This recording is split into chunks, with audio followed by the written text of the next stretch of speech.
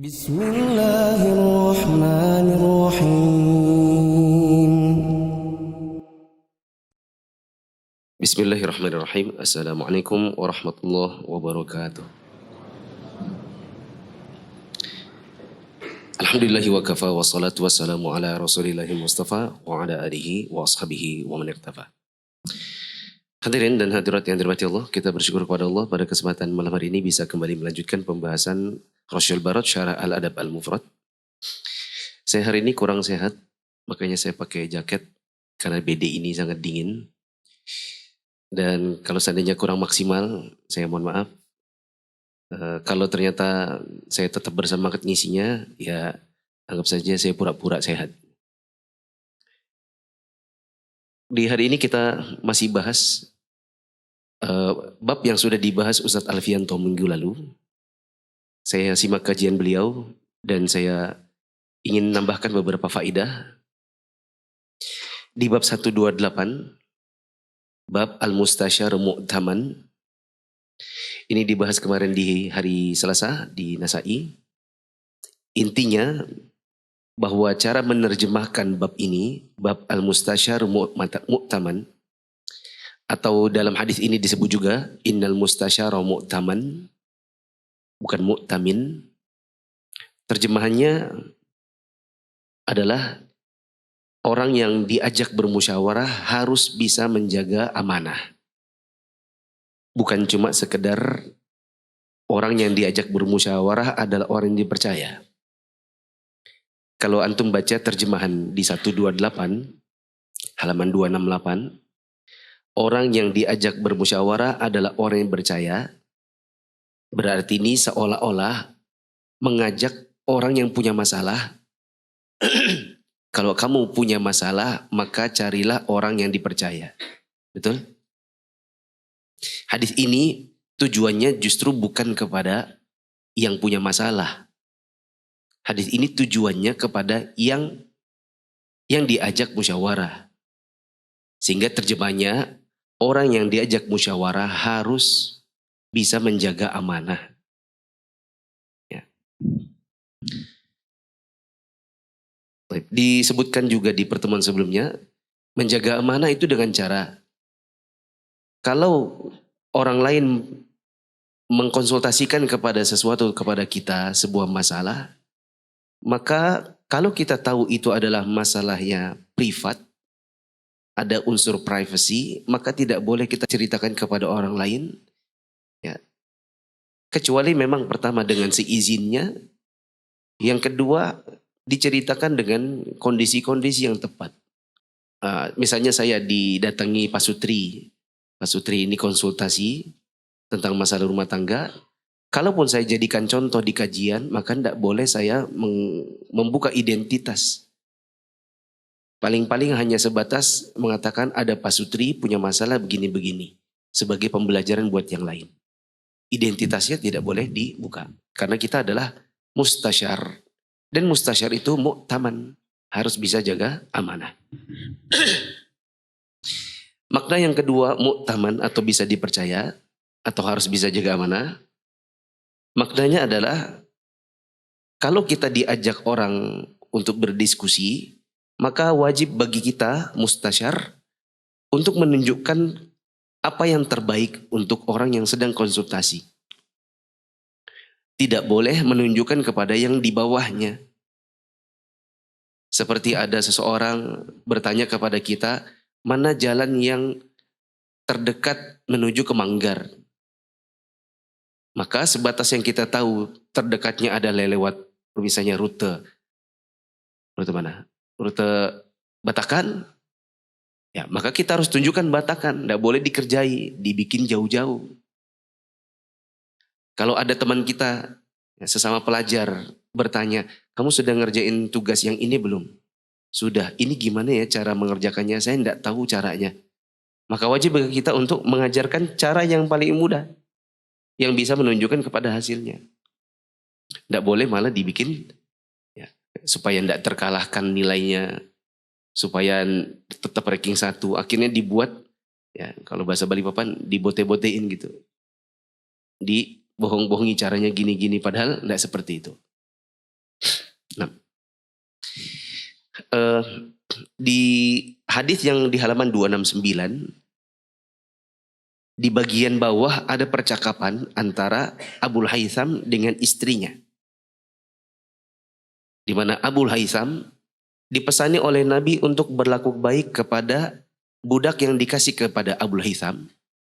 Nabi pesan, berbuatlah yang terbaik kepada si budak ini.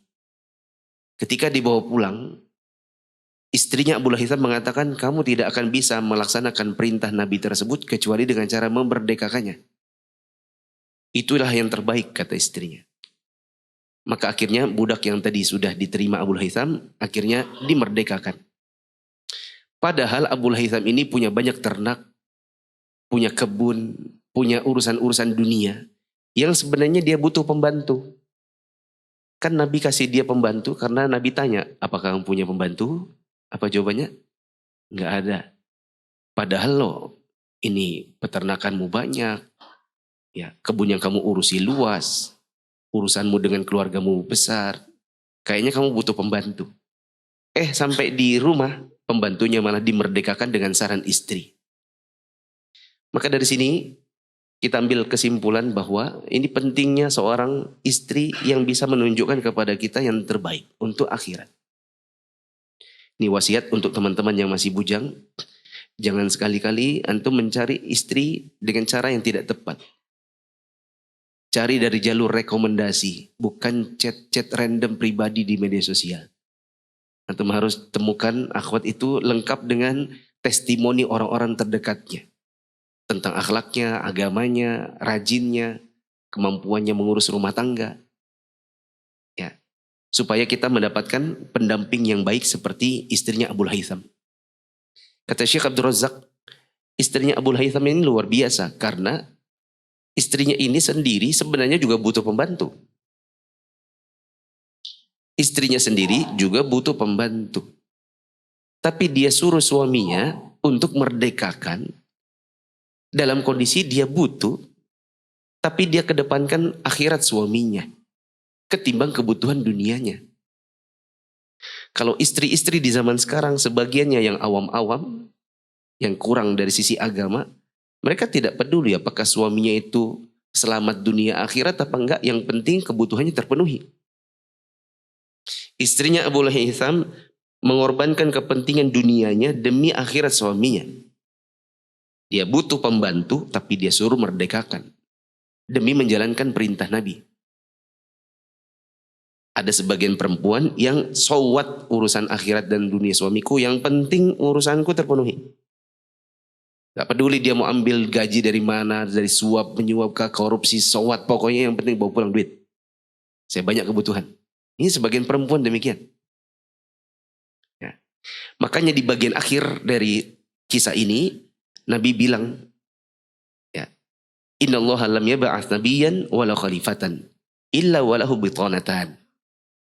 Tidak ada nabi, khalifah, dan pemimpin, termasuk kita sebagai suami yang memimpin keluarga, melainkan akan diberikan kepada kita dua bitanah, dua pendamping. Antara bitanatun tamruhu bil ma'rufi wa tanhahu 'anil munkar. Antara pendamping yang mengajak kita sebagai para suami untuk bisa mengerjakan kebaikan dan menjauhi kemungkaran, atau justru bitanatan la taluhu khabala. Itu pendamping yang tidak peduli apakah yang dikerjakan itu mungkar, mudhar atau tidak, yang penting pokoknya syahwatnya terpenuhi. Maka Nabi SAW mengatakan, wa may yuqa bitanata su' faqad uqi. Barang siapa yang Allah berikan kepada dia penjagaan dari adanya pendamping yang buruk, maka berarti dia telah dijaga oleh Allah. Ini pentingnya punya pendamping yang baik. Tambahkan catatan antum di halaman 270 di bawah kandungan hadisnya. Catatannya, salat adalah salah satu kriteria untuk memilih seseorang. Salat adalah salah satu kriteria untuk memilih seseorang. Misalnya kita mau milih pendamping. Ada dua orang pendamping. Yang satu kaya tapi nggak sholat. Yang satu sederhana tapi sholat. Maka sholat harusnya dijadikan sebagai kriteria. Buktinya ketika Abu Haytham mengatakan kepada Nabi, ya Rasulullah pilihkan saja yang mana terserah. Maka Nabi mengatakan, saya rekomendasikan yang ini karena yang ini sholat. Fa inni ra'aituhu yusalli. Saya lihat dia sejak pertama kali ketemu, orang ini budak yang menjaga sholat. Berarti kalau memilih seseorang, misalnya memilih pendamping, memilih karyawan, maka pilih yang menjaga sholat. Ya, ibaratnya kalau dia jaga sholat, insya Allah akan dia jaga yang lebih di bawahnya sholat. Kalau dia bisa jaga sholat, insya Allah dia akan jaga duit. Kalau dia menjaga sholat, insya Allah dia akan jaga amanah. Kalau dia jaga sholat, insya Allah dia jaga istri dan anaknya. Begitu.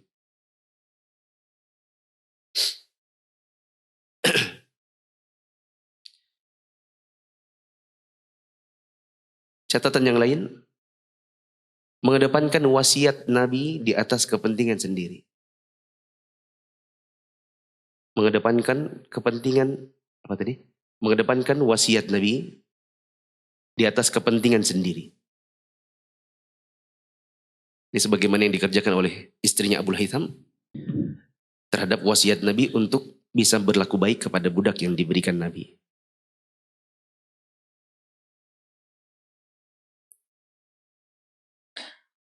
Nah, cukup. Sekarang bab yang ke-129, babul masyurah, bab tentang musyawarah. Kemarin juga sudah dibahas oleh Ustaz Alfianto, hafizahullah, berserta beberapa kandungan hadis. Silakan tambahkan di bagian bawah, di halaman 271. Jadikan nomor 5. Jangan musyawarah kecuali dengan orang yang tepat. Jangan musyawarah kecuali dengan orang yang tepat. Seperti ya, orang yang menjaga amanah dan tidak punya kepentingan. Seperti orang yang menjaga amanah dan tidak punya kepentingan. Kadang-kadang kita bermusyawarah dengan orang lain, maunya dapatkan solusi, malah dapat pengarahan yang salah. Karena orang yang kita ajak musyawarah tidak tepat. Saya contohkan kemarin di Nasai, misalnya bujang. Ya, konsultasi menikah sama seorang akhwat. Yang ternyata akhwat ini juga dikeker sama si tempat konsultasi. Yang ada jadi persaingan, ya. Lalu kemudian akan dikasih tahu, oh enggak usah, masih banyak akhwat yang lebih bagus. Ada akhwat itu yang ini. Padahal memang dia pengen juga sama akhwat itu. Ya, kita pengen bikin usaha misalnya. Konsultasi sama orang yang juga punya kepentingan. Nah, saya mau bikin usaha ini. Yang ada nanti rahasianya dicuri. Rancangannya malah nggak jadi karena sudah didului oleh orang lain. Ini ketika kita bermusyawarah kepada orang yang tidak tepat. Saya katakan jangan bermusyawarah kecuali dengan orang yang tepat. Ini kurang lebih sama seperti dokter. Kalau kita mau berkonsultasi sama dokter, tentu kita akan pilih yang tepat. Sakitnya sakit gigi, maka konsultasi sama dokter gigi. Dokter gigi juga banyak. Karena dokter gigi banyak, usahakan berkonsultasi kepada dokter gigi yang tepat. Karena dokter gigi juga ada spesialisasinya. Ada yang spesialisasinya di crown. Ada yang spesialisasinya ortodonti. Ada yang bedah mulut. Ya, nggak semua dokter gigi mengerti sebagian masalah gigi. Ya. Wallahu a'lam.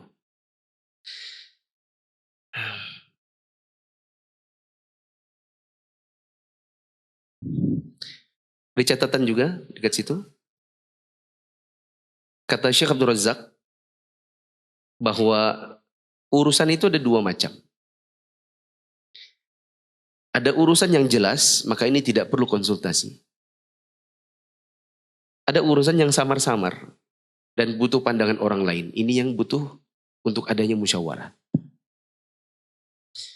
Urusan yang jelas seperti urusan agama yang hukumnya sudah nyata.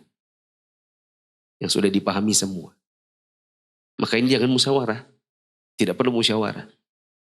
Misalnya kita berkata, apakah di bulan Ramadan ini saya perlu berpuasa dan saya tidak ada uzur sama sekali? Ini bukan hal yang perlu dikonsultasikan karena jelas urusannya. Tapi ada yang samar. Misalnya seorang wanita hamil di bulan Ramadan, dia bingung apakah dia puasa atau tidak. Maka dia bisa konsultasi kepada dokter. Ya, maka kita lihat-lihat masalah kita ini masalah yang seperti apa.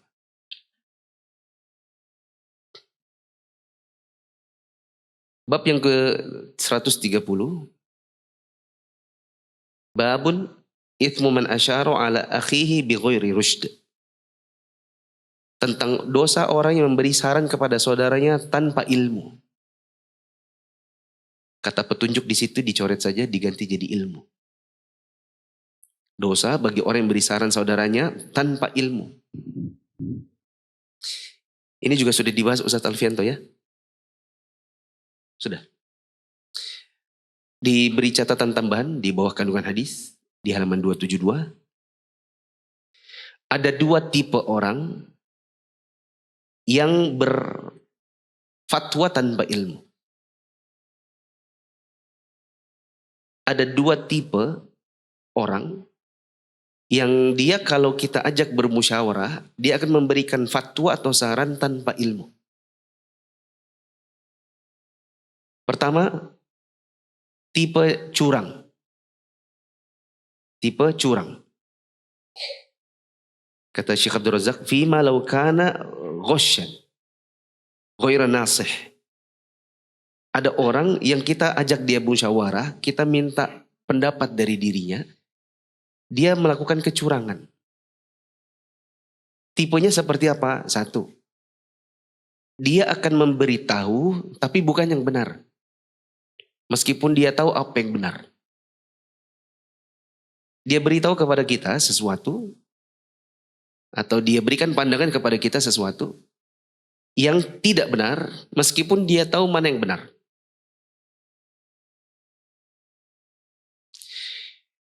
Contohnya ada orang jadi pengusaha properti. Kita mau cari tanah.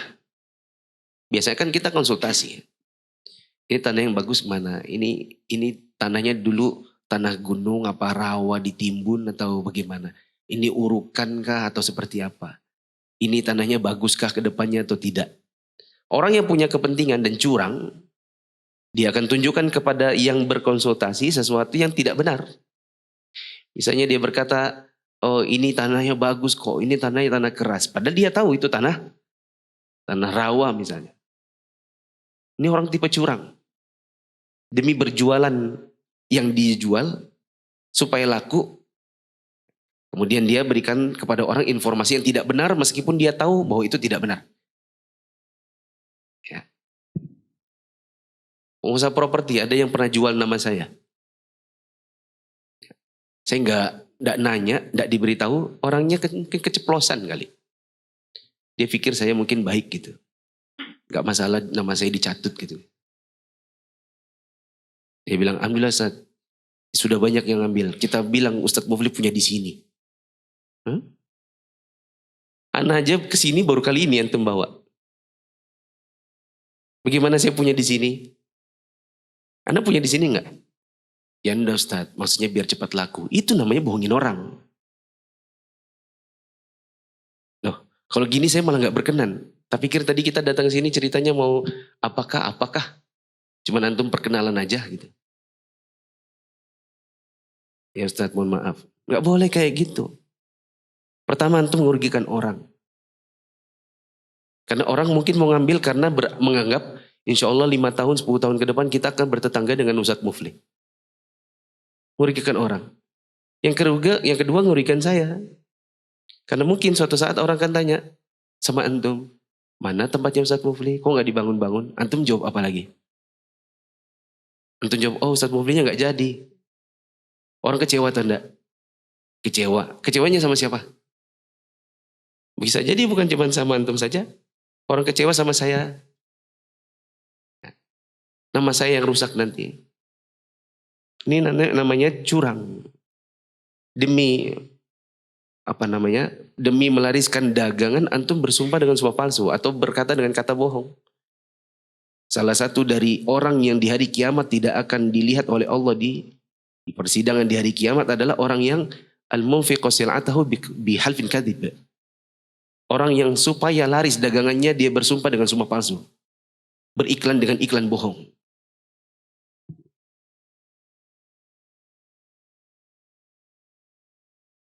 Saya bilang, antum kasih saya gratis aja belum tentu saya mau. Saya itu bukan tipe yang, Ustaz kita kasih sini gratis, tolong Ustaz endorse. Saya nggak seperti itu orang. Bukan dikasih-kasih gitu langsung laju. Ya. Kita mikir dulu. Khawatir nanti kemudian orang terjerumus. Ya. Harus diteliti dulu. Antum kasih gratis, ini diteliti dulu. Oh ini kayak gini, oh ini jauh, oh ini tanahnya gimana. Gak langsung kita ambil, langsung endorse. Bodoh aja kalau kayak gitu. Nanti kalau ada apa-apa, siapa yang dituntut? Yang endorse. Nah ini apalagi bohong. Nah ini sebagai contoh, ada orang kalau kita ajak dia musyawarah, kita tanya-tanya sesuatu, bisa jadi yang dia tunjukkan adalah sesuatu yang tidak benar meskipun dia tahu itu tidak benar. Ini orang curang. Ciri yang kedua, dia memang niatnya ingin sengaja menjerumuskan. Bisa jadi dia memang sengaja ingin menjerumuskan. Ya. Kayak apa ya contohnya ya?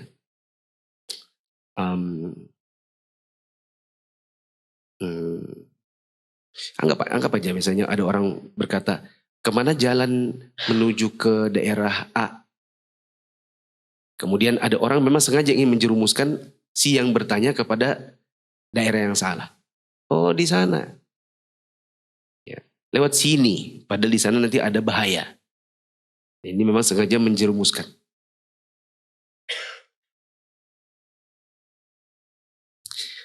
Ada gini, ini kejadian. Ada ikhwan mau cari akhwat. Mau cari istri. Konsultasi, diarahkanlah kepada seorang akhwat. Ini. Terus akhwatnya itu diam aja sepanjang ta'aruf. Memang sengaja disuruh diam. Supaya tidak ketahuan. Si akhwat ini autis. Jadi bilang, maaf dia ini pemalu. Gak apa-apa, soalnya dia pemalu, maklum dia gak pernah ketemu laki-laki. Ikhwannya Masya Allah. Gitu. Padahal akhwatnya autis. Sudah nikah baru udah sadar 3 hari. Kok gak nyambung? Kita ngomong gini kok gak nyambung? Pernikahan kalau gak salah cuma 3 bulan. Ini namanya menjerumuskan. Sengaja menjerumuskan, dan itu perbuatan curang. Orang yang diajak berkonsultasi harus menjaga amanah. Salah satunya amanah itu apa tadi? Mengarahkan kepada arah yang benar. Tidak boleh menyengaja untuk mengarahkan kepada arah yang salah. Sebaliknya saya ketemu dengan kasus yang sama tapi sebaliknya. Suaminya yang autis. Saya nanya sendiri sama si istri. Saya pikir pembantu. Mohon maaf. Saya pikir itu pembantunya si akhwat. Ngangkat-ngangkat ke rumah. Oh iya terima kasih akhi. Dalam kepala saya kok agak kurang nyambung ya. Saya bilang sama si akhwat. Afwan tadi sudah diantar alhamdulillah gitu. Tapi tadi asistennya, saya bilang saja asistennya ini. Akhirnya si akhwat bilang sebenarnya itu bukan asisten Ustaz, itu suami. Oh iya mohon maaf, saya kira ini. Soalnya tadi mohon maaf tadi kayaknya komunikasi agak kurang nyambung. Baru si akhwat ngomong, iya saya dengan dia suami ini kecelakaan. Bukan kecelakaan MBA, bukan. Saya ta'aruf yang menyomblangkan ustadz. Saya pikir karena ustadz yang menyomblangkan maka saya pikir akan dikasih ikhwan yang bagus. Jujur saya janda, dia duda. Kami dipertemukan, disuruh nikah. Baru saya tahu ternyata nih suami saya ini autisme. Makanya saya ngomong kayak anak bayi. Saya ceritanya mau cari suami untuk mendampingi saya dan anak-anak saya. Biar kerja sama-sama. Yang ada saya nambah anak bayi baru di rumah. Saya marah sama ustadznya. Ini juga peringatan, jadi pelajaran buat kita semua. Bahkan seandainya seorang ustadz memberikan kepada kita saran, itu tidak ditelan mentah-mentah. Ya, khawatir kita dijerumuskan padahal dia tahu. Nah, saya tanya, waktu itu nanya sama ustadznya enggak? Kenapa kok ustadz comblangkan kami? Iya ustadz, saya tanya. Ya, apa katanya? Kata ustadz itu buat ladang pahala buat anti. Iya betul ladang pahala buat saya, tapi ini jadi beban baru buat saya. Saya sudah kerja banting tulang buat anak-anak saya. Masak sana sini. Ternyata saya harus bersuamikan dengan laki-laki dewasa yang kayak anak kecil. Ya, bukan jadi ladang pahala, yang ada jadi ladang dosa juga. Begitu. Maka hati-hati. Kadang-kadang ada sebagian orang yang menjerumuskan kita ke sebuah jurang, ya, karena memang tipenya curang. Ciri yang lain dari orang curang ini memang dia punya kepentingan. Dia punya kepentingan. Misalnya demi supaya anaknya dinikahi orang, kemudian dia tutup-tutupi. Bahwa anaknya ini autis, bahwa anaknya ini sebenarnya tukang utang sana sini. Bahwa anaknya ini sebenarnya muamalahnya nggak beres. Ya, tapi supaya laku, supaya dinikahi, nanti utang-utangnya berpindah dari orang tua pindah ke suami. Ini kadang-kadang curang orang tua seperti ini. Bagaimana cara melakukan kecurangan itu?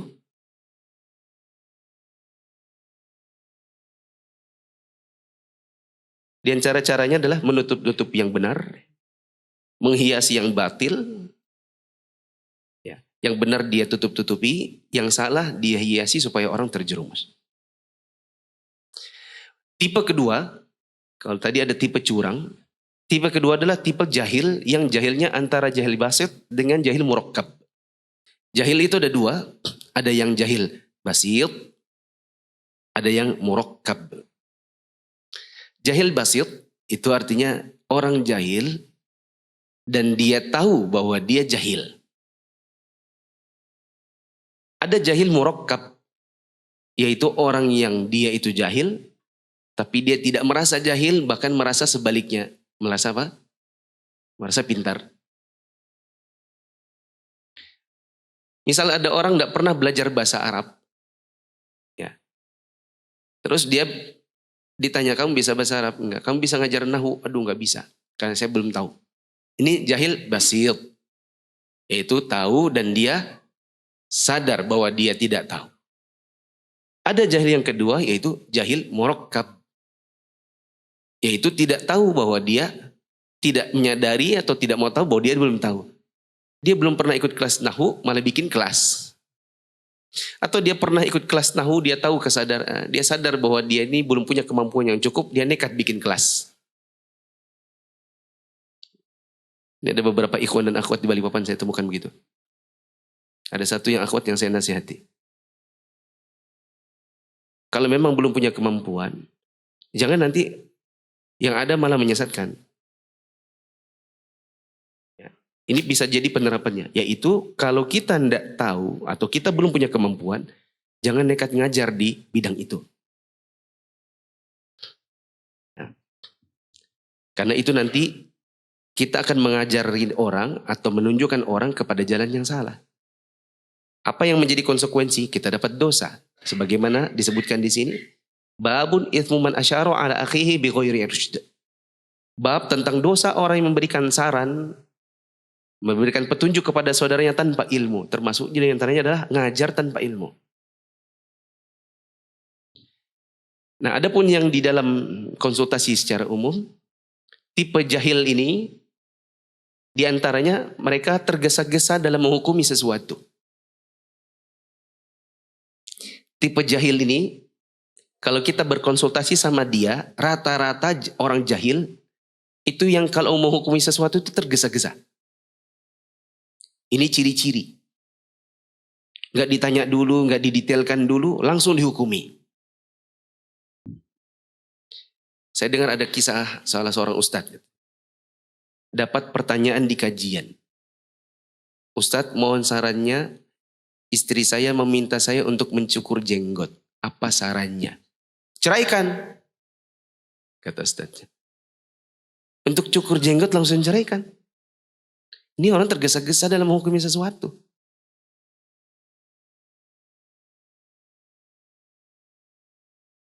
Beda kalau seandainya istri saya melakukan perzinahan. Ini istri saya minta saya cukur jenggot. Kan harusnya ditanya dulu, kenapa? Bisa jadi soalnya suami saya mau operasi leher, mau bedah lehernya karena dia ini perokok misalnya.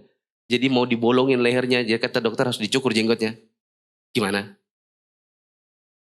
Masa langsung istri saya minta saya untuk mencukur jenggot. Apa hukumnya? Ceraikan. Oh gitu. Pernikahan ini bukan ikatan sembarangan. Dengan segampang itu kemudian kita bilang ceraikan. Ya. Bisa jadi kalau ditanya kenapa? Oh, iya soalnya dia masih awam Ustadz. Saya sudah ngaji, saya sekarang memanjangkan jenggot saya. Istri saya kalau berhubungan agak risih. Jadi dia bilang tolong pendekkan. Bagaimana hukumnya? Kalau kita ini tipe yang bisa mengajarkan orang dengan cara yang benar, mungkin kita akan bilang, ya pertama sabar dulu. Karena juga istrinya masih awam. Yang kedua beritahukan kepada dia kenapa Anda panjangkan jenggot Anda. Kenapa Anda pelihara. Ketiga jadikan istri itu ladang pahala. Ladang dakwah. Ajari dia apa yang sesuai dengan sunnah. Nggak langsung disuruh ceraikan. Nah ini nanti jadinya jahil murakkab. Ya, tidak tahu tapi merasa tahu. Ada juga sebagian orang yang dia jahil murakkab ketika mengajari orang lain.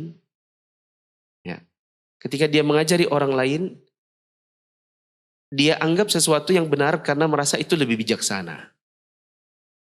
Tapi tidak setiap yang dianggap bijaksana kemudian sesuai dengan syariat.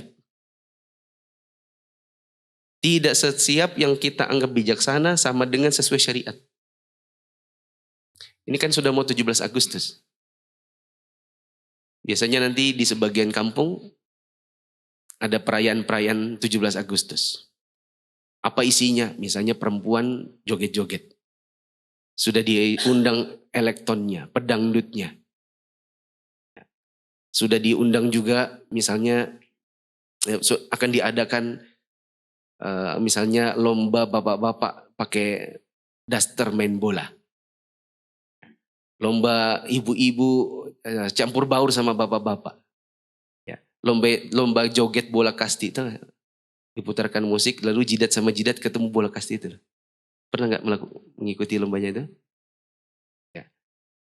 Terus kita nanya, aduh gimana nih saya tinggal di sana. Oh nggak apa-apa akhi, kata ustadznya. Nggak apa-apa, karena itu kan namanya membaur sama masyarakat. Itu lebih bijaksana. Iya bijaksana, tapi sesuai syariat atau tidak? Boleh kita ikut lomba main bola pakai daster? Sementara Nabi SAW mengatakan, la'anallahu rajula yalbasu lubsatal mar'ah. Allah melaknat laki-laki yang menggunakan baju-baju perempuan. Belum lagi ada ikhtilat, nanti joget-joget dengan perempuan, ditambah lagi dengan sound horeg. Ya. Tidak boleh. Tidak berarti kemudian itu bijaksana supaya kita seperti bergaul baik dengan masyarakat. Terus kita ikuti. Nah bisa jadi ini ada yang dianggap sebagai tokoh agama, dianggap sebagai ustadz, malah mengarahkan masyarakat kepada yang salah. Ini namanya jahil murakkab. Tidak tahu tapi sok menasehati. Dianggap itu bijaksana padahal itu menjerumuskan kepada dosa. Nah, saya dengarkan Syekh Abdul Razak dalam kajian beliau tentang bab ini. Beliau bilang, saya pernah suatu hari, di suatu tahun saya pergi haji. Di satu tahun saya pergi haji, sebagaimana kita temukan di banyak kaum muslimin, orang-orang yang laki-laki hilang jenggotnya, sengaja dicukur, tapi panjang kumisnya. Saya ketemu dengan mereka lagi tawaf, ada yang ketemu lagi sa'i. Saya lihat ada sebagian jamaah yang sepertinya itu umroh kedua. Sepertinya dia umroh berulang kali. Karena rata-rata kepalanya sudah plontos. Jenggotnya plontos. Tersisa kumis. Nah, ketika kami selesai dari sa'i, saya perhatikan di antara mereka ada yang mengatakan, kita tidak punya rambut, tidak punya jenggot, maka kita tahallul pakai kumis. Padahal tahallul pakai apa? Rambut kepala. Di atas kepala, bukan soal kumis. Jadi seandainya pun rambutnya masih sudah tinggal dikit, ya itu aja yang dikerik. Bukan pakai kumis. Syekh Abdul Razak waktu ceritakan ini, jamaahnya ketawa. Antum tidak ketawa. Tapi beliau bilang begini. Di kajian itu beliau bilang begini. Ketika saya ceritakan kepada kalian, kalian tertawa. Karena ada orang berfatwa tentang tahallul pakai kumis. Sedangkan kisah ini saya pernah ceritakan kepada Syekh bin Baz. Dan waktu itu beliau malah nangis. Saya tanya Syekh, kenapa nangis Syekh? Syekh mengatakan, ya, kita ditimpa di musibah di zaman di mana orang bisa berfatwa tanpa ilmu. Kita melalui masa di mana masa itu tidak ada orang jahil bisa bicara. Di zaman sekarang orang jahil bisa jadi mufti, bisa jadi pemberi fatwa. Orang jahil bisa jadi pembimbing umroh yang kemudian mengarahkan kepada orang-orang apa yang salah. Teman-teman lihat gak kemarin pas masa haji? Mungkin lihat di media sosial. Orang Indonesia banyak yang nggak dapat visa furoda. Bukan banyak, nggak ada. Ya kan? Ada yang melalui jalur, entah jalur apa, mereka sudah tiba di Madinah. Tapi akhirnya terblok gak bisa ke Mekah. Jangankan Arafah, Mekah pun gak nyampe. Dan gak malu itu orang satu itu. Saya gak tahu namanya, tapi kalau dilihat dari bahasanya, dia kayaknya orang-orang sekitar Sulawesi Selatan. Dia membuat video, dia sama jamaah-jamaahnya, dia bilang, tidak apa-apa, insya Allah semuanya sudah dicatat hajinya. Karena yang terpenting niatnya. Jadi kita di sini enak haji, tidak perlu ke Arafah, tidak usah capek-capek, tidak usah mabit di Muzdalifah, Mina tapi sudah haji. Ya, kasihan sekali jamaah itu bayar mahal, gak ada hajinya. Kata Nabi SAW, al-haju Arafah. Haji itu Arafah, maksudnya adalah tidak ada haji kalau orangnya nggak wukuf di Arafah. Bahkan dari sejak zaman dulu di Arafah itu ada pembatas. Ada tulisan Arafah start here. Bidayatu Arafat. Ini permulaan Arafah. Di sebelah sana ada Arafat ends here. Ini nihayatu Arafah. Ini batas akhir Arafah. Maksudnya tidak boleh ada orang wukuf di depan batas awal. Tidak boleh ada yang wukuf di luar dari batas akhir. Di dalam Masjid Namirah itu kan ada dua. Bukan Namirah Balikpapan, Namirah Arafah. Itu kan ada bagian yang Arafah, ada bagian yang bukan. Polisi jaga supaya tidak ada yang wukuf di area depan. Atau di area yang memang bukan Arafah. Lah ada orang di sana berfatwa, kita cukup di Madinah, tidak usah capek-capek ke Arafah, kita sudah dianggap haji. Ya. Maka ini kasusnya Syekh Abdul Razak ketemu dengan orang tahallul pakai kumis, tidak lebih parah daripada orang Indonesia. Di Indonesia bahkan ada orang berfatwa bisa haji meskipun hanya sampai Madinah. Yang penting niatnya. Kalau Syekh bin Baz diceritakan tahallul pakai kumis, nangis. Bagaimana lagi kalau beliau diceritakan di Indonesia ada orang fatwa, haji cukup di Madinah? Nah di Indonesia banyak orang seperti itu, nggak malu. Semakin nggak malu karena mereka berani divideokan, disebarkan. Maka berhati-hatilah kita belajar kepada sebagian orang. Ada orang yang tidak malu, dia tidak punya keilmuan yang cukup untuk satu masalah, kemudian dia berfatwa di situ. Catatan berikutnya, ancaman keras bagi orang yang berdusta atas nama Nabi. Karena Nabi SAW mengatakan, "Man taqawwala 'alayya ma lam aqul, falyatabawwa maq'adahu minan nar." Siapa yang mengada-ngada sesuatu yang aku tidak pernah katakan, maka siapkan tempat duduknya di neraka. Di sini ada ancaman yang luar biasa bagi orang yang berfatwa atau menyebutkan hadis yang tidak pernah datang dari Nabi SAW. Catatan berikutnya, larangan berbuat curang dengan cara menunjukkan jalan yang salah secara sengaja. Catatan berikutnya, larangan menunjukkan ke jalan yang salah meskipun tak sengaja kalau kita memang tidak tahu ilmunya. Artinya kalau kita tidak tahu ilmunya, maka jangan tunjukkan orang kepada yang kita tidak tahu. Karena di sini ada ancaman dosa bagi orang yang melakukannya. Sebagaimana kata Nabi SAW, فَأَشَارُ عَلِهِ بِغَيْرِ رُشْدٍ فَقَدْ خَانَهُ. Maka kalau seandainya dia menunjukkan kepada saudaranya tanpa ilmu, berarti dia telah berkhianat kepada saudaranya. Khianat itu tidak menjaga amanah. Menjaga amanah itu salah satunya adalah menunjukkan ke jalan yang tepat. Ya. Bahkan Nabi mengatakan, وَمَنْ أُفْتِيَ فُتْيًا بِغَيْرِ ثَبْتٍ فَإِثْمُهُ عَلَى مَنْ أَفْتَاهُ. Siapa yang diberi fatwa dengan dasar yang salah, maka dosanya adalah bagi yang berfatwa. Ini menunjukkan kepada kita hati-hati. Kalau memang tidak tahu, bilang tidak tahu. Catatan berikutnya, keutamaan berkata tidak tahu. Kalau memang tidak tahu. Ada keutamaan tersendiri. Bahkan sebagian ulama mengatakan salah satu dari cabang ilmu. Bahkan nisful alam. Setengah dari ilmu. Apabila seseorang berkata tidak tahu kalau memang dia tidak tahu. Daripada dia berkata-kata ternyata salah. Dan akhirnya menunjukkan kepada yang salah.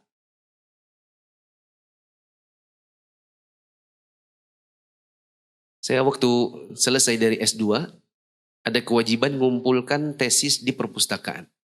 Saya ingat persis, saya taruh tesis saya di satu meja. Di sebelah tesis saya ada tesis yang lebih tinggi dari punya saya. Judulnya kira-kira La Adri. Nggak tahu. Karena judulnya menarik, maka saya buka-buka. Isinya adalah kumpulan perkataan para ulama yang mereka berani berkata, nggak tahu, belum tahu. Wallahu a'lam. Ketika ditanya ilmu nggak tahu, mereka bilang nggak tahu. Itu para ulama. Jadi tesis tebal, lebih tebal dari punya saya. Ya. Hanya perkataan tidak tahu.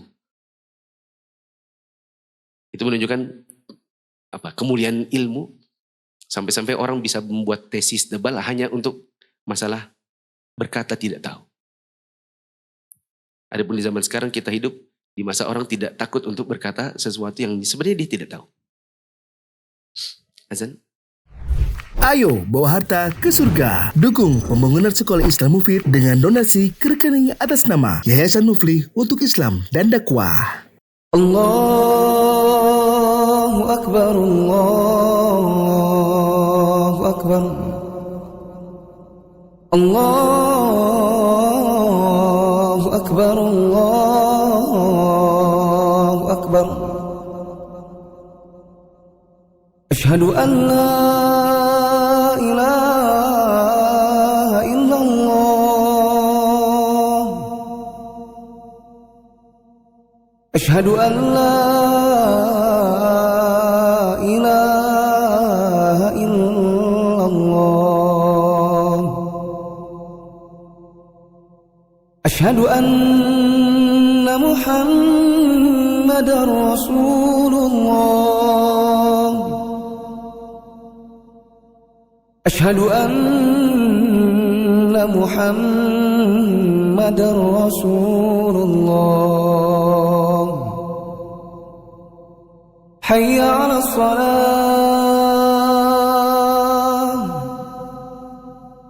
Hayya 'alas salah. Hayya 'alal falah. حي على الفلاح.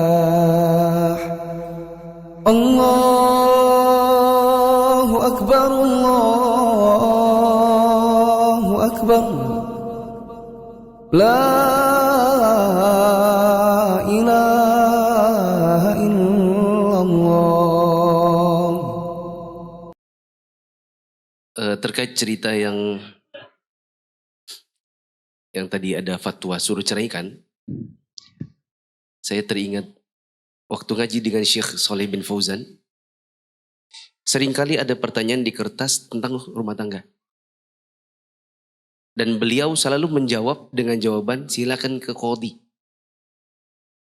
Pertanyaan tentang rumah tangga, misalnya seorang istri kah, seorang suami kah, curhat tentang istrinya, tentang suaminya, Syekh Saleh bin Fauzan itu selalu jawab dengan kata-kata idza bilal qadhi. Silakan ke qadhi. Qadhi itu maksudnya adalah hakim. Kenapa? Karena mendengarkan konsultasi orang di kertas itu masalahnya gambarnya terbatas. Ya atau tidak? Pertanyaan di kertas itu kan pertanyaannya terbatas. Karena pertanyaan terbatas berarti gambaran kita tentang masalah rumah tangga ini juga terbatas. Karena kalau gambaran kita terbatas, nanti khawatirnya salah menghukumi. Kata para ulama, al-hukmu ala syai' far'un an tasawwuri. Hukum terhadap sesuatu bergantung kepada gambaran kita kepada sesuatu itu. Kalau gambaran kita prematur, hukumnya nanti prematur juga. Nah, beliau tidak mau mendengarkan hanya pertama, pertanyaannya terbatas. Yang kedua, hanya sebelah pihak. Kan yang bertanya itu misalnya hanya suami atau istri. Kita tidak tahu jawabannya si pasangannya. Nah, maka ini salah satu ciri orang yang betul-betul berilmu untuk kita mintai pendapat. Dia punya rasa hati-hati. Tidak terburu-buru menghukumi. Ya, karena khawatir nanti salah hukum karena hanya mendengar sebelah pihak yang itu pun dengan gambaran terbatas. Ada suami istri datang ke saya menceritakan tentang talak yang jatuh berulang kali. Sebenarnya saya punya gambaran kalau saya mau fatwakan saat itu bisa juga. Kan ada di buku fikih. Tapi tidak semudah itu. Saya bilang coba kita urut-urutkan. Kapan terjadinya? Coba kita urutkan, ayo. Pertama Ustadz, waktu bulan madu. Bulan madu sudah ada talak? Iya. Saya yakin kalau bulan madu sudah ada talak, pasti sudah pernah jima. Iya sudah. Berarti terjadilah talak saat istri sudah dijima. Betul? Betul. Berarti terjadi talak bid'ah di situ. Talak bid'ah. Karena talak itu harusnya hanya dijatuhkan di saat istri masih suci dan belum dikumpul di masa suci. Tidak boleh mentalak istri saat dia sedang haid dan tidak boleh juga mentalak istri saat sudah suci tapi sudah dijima. Berarti talak pertama itu terjadi di masa sudah dijima karena bulan madu. Baik. Ibu ingat yang kedua? Ingat Ustadz. Kayak apa waktu itu? Waktu itu saya baru aja selesai haid. Terus suami langsung ngajak saya. Habis dia ajak kemudian terjadi cekcok. Habis itu talak. Berarti talak yang kedua pun talak bid'ah. Dikarenakan talak setelah suci tapi sudah dikumpul. Nah, ada talak yang ketiga itu yang betul-betul suci dan belum dikumpul. Ada yang keempat yang pakai bonus keempat. Kutalak, kasih bonus yang keempat kutalak. Ini pun saya nggak bisa langsung kasih gambaran. Meskipun saya tahu ada riwayat seperti ini di masa Nabi. Ada sahabat Nabi Abdullah bin Umar, anaknya Umar bin Khattab, menceraikan istrinya dan suruh Nabi untuk rujuk. Pertanyaannya kalau talak bid'ah itu disuruh rujuk berarti talaknya terhitung apa tidak? Ini pun saya nggak berani fatwakan. Meskipun di buku ada. Ya. Sementara kalau kita tanya ke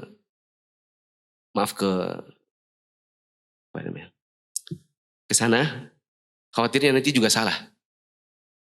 Maka ada ustadz yang saya anggap dia pakar di sini. Saya ketemu langsung, diskusi kami di kamar. Gini. Ujung-ujungnya saya bilang, jadi ustadz kita fatwakan apa ini? Kita fatwakan, bismillah, masih suami istri dengan talak sisa satu. Ustadz, kalau kita fatwakan ke dia, kita di hadapan Allah loh. Iya insya Allah. Kita berani tanggung jawab di hadapan kiamat, tapi antum yang tanggung jawab. Karena saya nggak mau. Insya Allah. Saya sampaikan kepada suaminya. Ini suami istri tinggal jatah talak sisa satu. Karena dua kami hukumi sesuai. Yang dua yang pertama itu tidak sesuai. Jadi hati-hati jangan sampai ngomong talak lagi. Karena jatahnya tinggal satu. Nanti kalau seandainya salah di hadapan Allah di hari kiamat, yang tanggung jawab Ustadz Fulan yang di Solo. Karena saya anggap beliau pakar. Gak main-main gitu. Bukan gimana istri saya mengajak saya untuk pergi ke pasar tumpah, ceraikan istrinya. Bagaimana istri saya nyuruh saya potong jenggot, ceraikan istrinya. Bagaimana kalau istri saya berdagang sampai malam, ceraikan istrinya. Tidak segampang itu. Sembarang aja ngomong kalau gitu. Masih ada 2 menit lebih, ada yang bertanya? Di sini? Kalau apakah ada talak dalam hati? Apakah ada talak dalam hati? Enggak ada. Talak itu diucapkan. Atau ditulis. Sudah? Talak itu gini, ku talak aja sudah, gitu ya. Dalam hatinya, ku talaknya sudah kamu. Itu belum talak, itu baru rencana talak. Baru kepengen talak. Belum talak. Ada yang lain? Ada? Demikian kurang lebihnya saya mohon maaf. Subhanakallahumma wa bihamdika. Asyhadu an la ilaha illa anta astaghfiruka wa atubu ilaik. Assalamualaikum warahmatullahi wabarakatuh.